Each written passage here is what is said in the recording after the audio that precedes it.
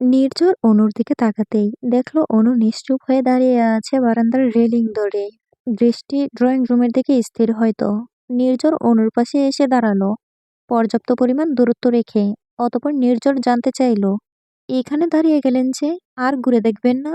আপনার জন্য তো আসল চমক তো ছাদে অপেক্ষা করছে।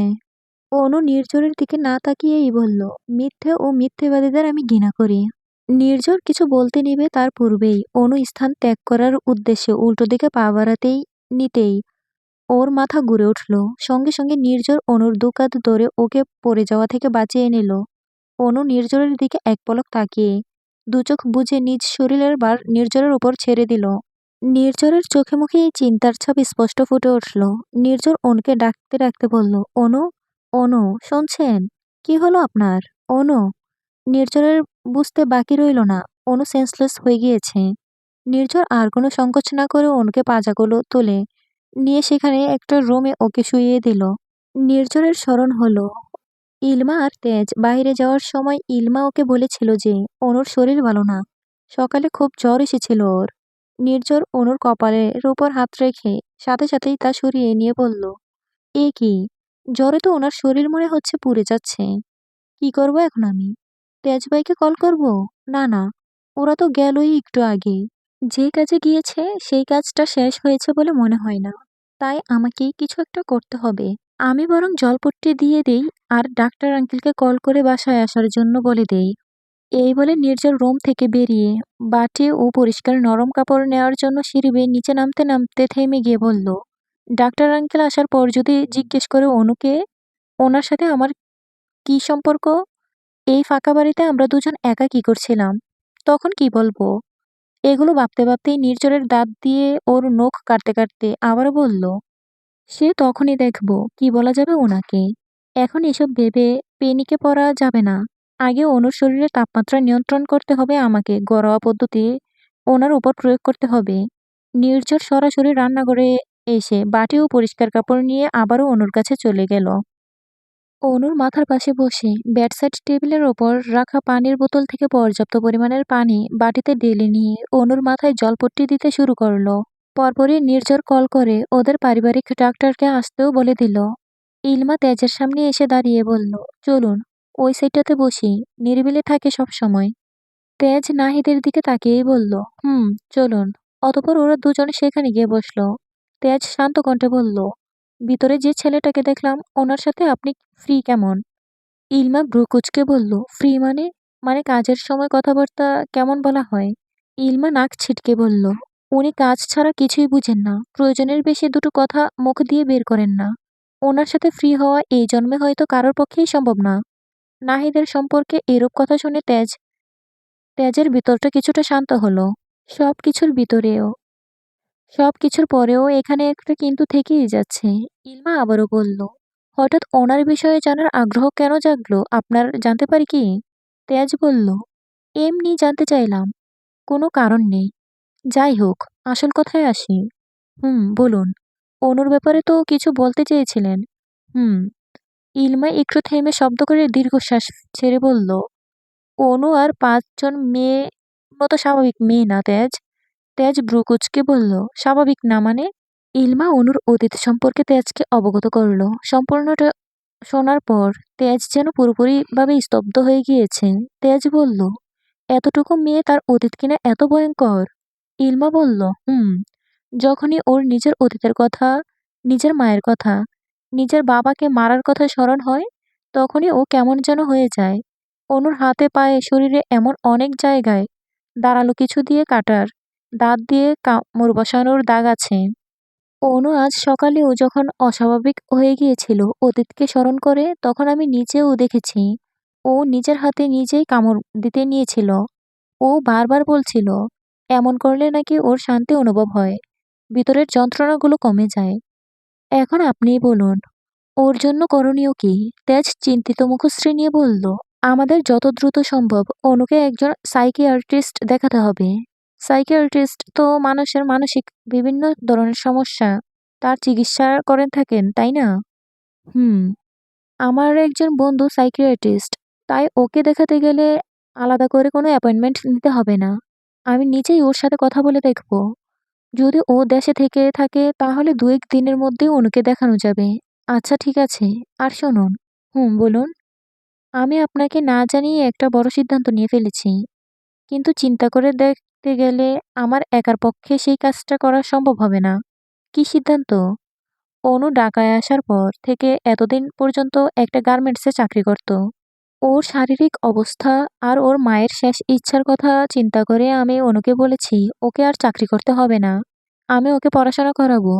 অনেক দূর পর্যন্ত পড়াবো অনুকে। অনেক সম্মানের ও ভালো একটা চাকরির জায়গায় নিজেকে দাঁড় করাবে। কিন্তু বুঝেছি। চিন্তার কোনো কারণ নেই। অনুকে নিয়ে আপনার চিন্তাভাবনাকে আমি মন থেকে সম্মান জানাচ্ছি। সত্যি অনুর যে বয়স তাতে গার্মেন্টসের মতো জায়গার পেটের দায়ে ওর চাকরি করাটা বড্ড বেমানান দেখায়। ওর পড়াশোনা করা উচিত। তাই ওর পড়াশোনার যাবতীয় খরচ আমি বহন করব। ঠিক আছে? আমি আপনার সব টাকা আস্তে, আস্তে পরিশোধ করে দিব। সে না হয় দিবেনক্ষণ। মানা করল কে? মানা করলেও শুনব না। জানি আমি। ইলমা হালকা হাসল। তেজ বলল, আপনার কর্মস্থল আসলাম অথচ নিজ হাতে ১ কাপ কফি বানিয়ে খাওয়ালেন না। শুধু খালি মুখেই বসিয়ে রেখেছেন। কফি খাবেন আপনি? এক্ষুনি বানিয়ে আনছি। এই বলে ইলমা উঠতে নিলে তেজ ইলমার হাত ধরে আবার সঙ্গে সঙ্গে ছেড়ে দিয়ে বলল, আরে না, মজা করছিলাম। বসুন আপনি। আমি অর্ডার করে দিচ্ছি। এই ছেলেটা এসে দিয়ে যাবে। সমস্যা ছিল না আমার বানিয়ে দিতে। তেজ বিড়বিড়িয়ে বলল, আপনার সমস্যা না থাকলেও আমার আছে। ইলমা তেজের বলা কথা স্পষ্টভাবে শুনতে না পেয়ে বলল, কিছু বললেন? কই কিছু বলিনি তো। আমি কফির অর্ডারটা দিয়ে আসছি। আচ্ছা। অতঃপর তেজ চলে গেল অর্ডার দিতে। তেজ আর ইলমা যেখানে বসেছিল এত সময় জায়গাটা ওই কফি শপের পার্সোনাল এরিয়া। বারান্দার মতো। সামনে কাচের দেয়াল উঠানো রয়েছে। তার ওপাশে আরো বসার স্থান ও একদম সামনে রিসেপশন। বিকেলে তেজহীন মিষ্টি এক টুকরো রোদ জানালার ফাঁক গলে ঘরের ভিতরে ঢুকে পড়েছে। ফলস্বরূপ সাদা পর্দার গায়ে নরম সোনালের আবার ছোঁয়া লেগেছে।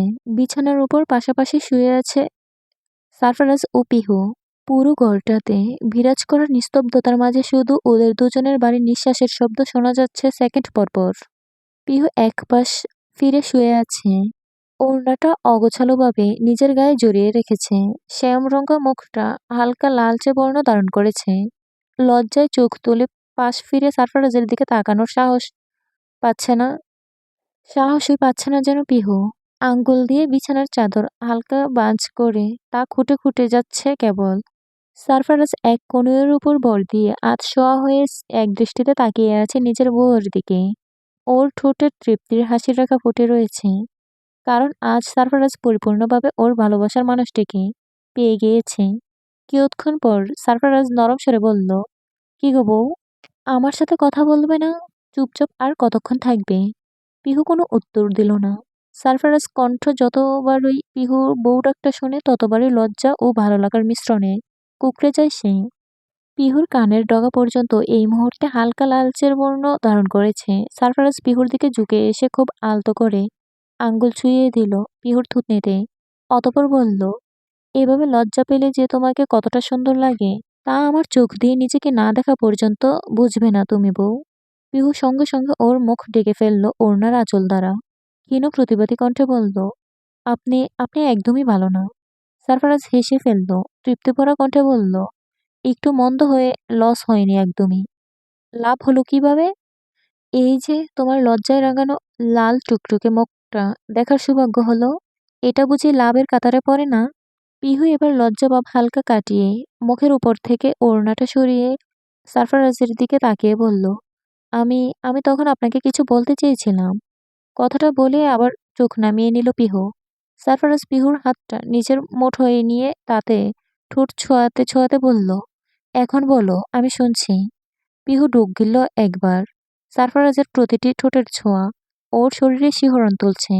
পিহু বলল, আপনি তো জানেন নীরা আর নির্বাণের কথা। সেদিনের পর আপনি বিভিন্ন কাজে ব্যস্ত হয়ে পড়ায় নীরার বিষয়ে ভাবার সময় পাননি হয়তো। সময় পাইনি কে বলল? নীরা আমার ছোট বোন। ওর সাথে যে এত বড় অন্যায় করেছিল তাকে মাটি খুঁড়ে বের করে এনে আমার বোনের সামনে দাঁড় করাবো আমি, বুঝলে? এই কথাগুলো বলার সময় সারফারাজের মুখশ্রী জুড়ে খানিকটা কঠোরতার ছাপ ফুটে উঠতে দেখতে পেল পিহু। পিহু বলল, তা আমি জানি, কিন্তু আমার মাথায় এখন অন্য চিন্তা ঢুকেছে এমপি সাহেব। কি চিন্তা? মা চাচিরা নীরার বিয়ের বিষয়ে চিন্তা করছেন। আমাকে বললেন আমি যেন নীরাকে বুঝিয়ে বলি। আমি আপাতত অনেক কিছুই বলে তাদের শান্ত করেছি ঠিকই, কিন্তু খুব বেশি দিন তো এই বিষয়কে চাপিয়ে রাখা সম্ভব না। কারণ নীরার তো বিয়ের বয়স হয়েছেই। তাই মা চাচিদের ওকে নিয়ে চিন্তা করাটাও অস্বাভাবিক নয়। পিহু একটু থেমে আবারও বলল, যদি নীরা একা হতো তাহলে আমি সত্যিই ওকে বুঝাতাম বিয়ে করে নেওয়ার জন্য। কিন্তু আসল চিন্তার বিষয় তো নির্বাণকে নিয়ে। এক কাপুরুষের করা কুকর্মের ফল ওই নিষ্পাপ বাচ্চাটা কতদিন ভোগ করবে বলুন? নীরাও দেশে এসেছে, অনেকদিনই হলো। মা ও সন্তানকে একে অপরের থেকে দূরে থেকে কতদিন ভালো থাকতে পারে? নীরার দিকে একটু গভীরভাবে লক্ষ্য করলেই আপনি নির্বাণকে ছেড়ে থাকার কষ্টটা ওর চোখে মুখে স্পষ্ট ফুটে থাকতে দেখতে পারবেন। পিহু একবার দীর্ঘশ্বাস ছেড়ে বলল, আমি তাই নীরাকে আশ্বাস দিয়েছিলাম নির্বাণকে দেশে আনবো, আর ওকে দেশে আনার পর এই বাড়িতেই রাখবো। কিন্তু সেটা কিভাবে করব, বাড়ির সবাইকে কিভাবে ম্যানেজ করব, আমি তা বুঝে উঠতে পারছি না এমপি সাহেব। সারফারাজ শোয়া থেকে উঠে বসলো। পিহু উঠল। সারফারাজ বেডসাইড টেবিলের ওপর থেকে নিজের ফোনটা নিয়ে সরাসরি নীরাকে কল করে বলল, রুমে আয় এক্ষুনি। উপাস থেকে জবাব পেয়ে সারফারাজ কল কাটতেই পিহু বলল, নীরাকে আসতে বললেন? হুম। ও আচ্ছা। পরপরই পিহু অবাক চোখে সারফারাজের দিকে তাকিয়ে বলল, কি? সত্যি? হুম। কি হয়েছে? আরে আমার অবস্থা দেখেছেন আপনি? এখনই নীরা চলে এসে এমন অবস্থা দেখলে কি ভাববে? সারফারাজ ভ্রু কুঁচকে বলল, ঠিকই তো আছে, শুধু তোমার চুলগুলো হালকা এলোমেলো হয়ে আছে। পিহু চটজলদি বিছানা থেকে নেমে ড্রেসিং টেবিলের সামনে এসে দাঁড়ালো। চিরুনিটা হাতে নিয়ে চুলগুলো চিরুনি করতে করতে বলল, এটাকে একটু বলে? আমায় লজ্জায় ফেলা ছাড়া আর কোনো কাজ আপনার নেই। সারফারাজ এতক্ষণে পিহুর কথা মানে বুঝতে পেরে বাঁকা হেসে বিছানা থেকে নেমে পিহুর কাছে এসে পিছন থেকে ওর পেট জড়িয়ে ধরল দু হাতে। পিহু বলল, আরে কি করছেন? ছাড়ুন আমাকে। চুলটা চিরুনি করে নিতে দিন। অগোছালো ভাবটা একটু গুছালো হবে এতে।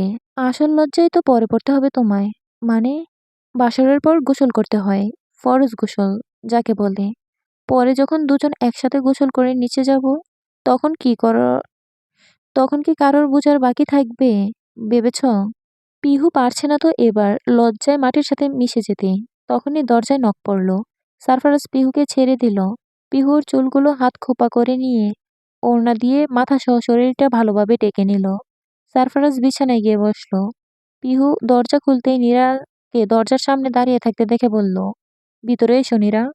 নীরা চোখ ছোট ছোট করে পিহুকে একবার ওপর থেকে নিচ পর্যন্ত দেখে নিয়ে ফিস ফিস করে বলল, কি ব্যাপার বাবিপো? একটু কেমন কেমন যেন দেখাচ্ছে তোমাকে। সব ঠিকঠাক তো?